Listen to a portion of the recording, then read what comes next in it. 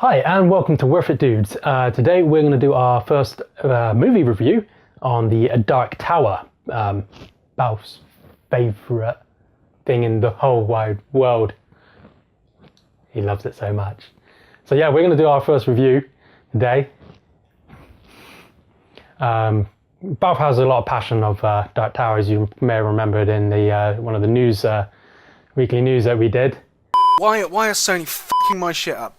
F***ing ruining all my favourite books. Help me.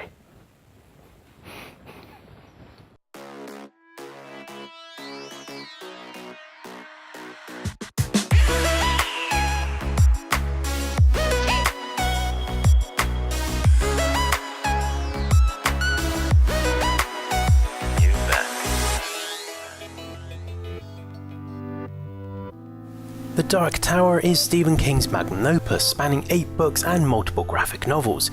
It's a franchise that is beloved by thousands, if not millions. We've been hoping and praying for a big screen adaptation of what is widely considered by many as one of the greatest fantasy sci-fi sagas of all time. At least our prayers have been answered and dreams fulfilled. Or have they?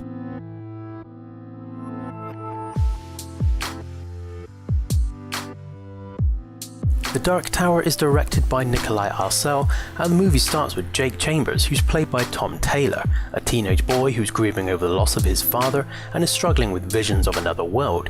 He starts to seek answers which lead him on a journey across worlds to meet the story's supposed protagonist, Roland Deschain, who's played by Idris Elba. Roland is the last of the gunslingers, an all but forgotten order of gun-wielding knights tasked with protecting the Dark Tower, which is said to be a center of all creation, and in pursuit of the unlikely duo is a mysterious man in black, played by Matthew McConaughey, who's a dark sorcerer hell-bent on bringing down the Dark Tower and ending all life as we know it. Roland's goal in the movie is to seek out revenge on the man in black who killed Roland's father. The play it safe, dead father revenge card is once again used, and used badly, so much so you just don't care about Roland's loss.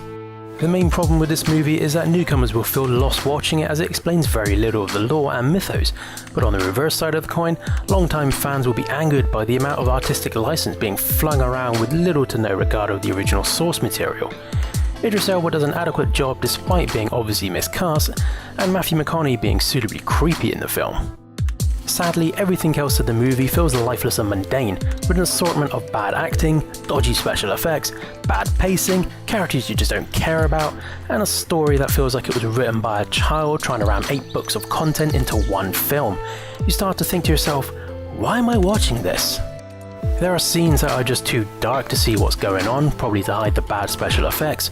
Roland's world looks like it was shot in someone's back garden at times. You have forced dialogue in scenes which try to tell some background. For example, there's a scene where the man in black is talking to one of his goons about Roland's handguns that they're forged from Excalibur. This is happening while Roland's in a gunfight, and you're left thinking, why does a goon care about that info? The scene is so forced and so out of place, it's just purely thrown in there for fan service, and it just doesn't work. This sort of thing happens throughout the movie, trying to please fans and tell newcomers of what's going on, but it just falls flat with little to no care. To top it all off, it has a 12A certificate, which shows that Columbia and Sony Pictures were trying to make a quick cash grab movie by trying to lower the certificate to bring more people. Yeah, it didn't work, as the opening weekend we only saw about 10 people in the cinema with us. For what was supposed to be Idris Elba's first big lead role, it felt like he was playing second fiddle to Matthew McConaughey and Tom Taylor.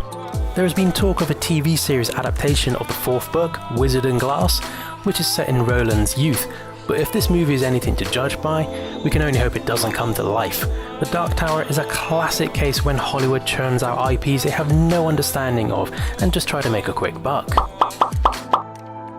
We give this movie a 2 out of 10. We do not recommend you give this movie your money or your time. It's 90 minutes of your life you'll never get back.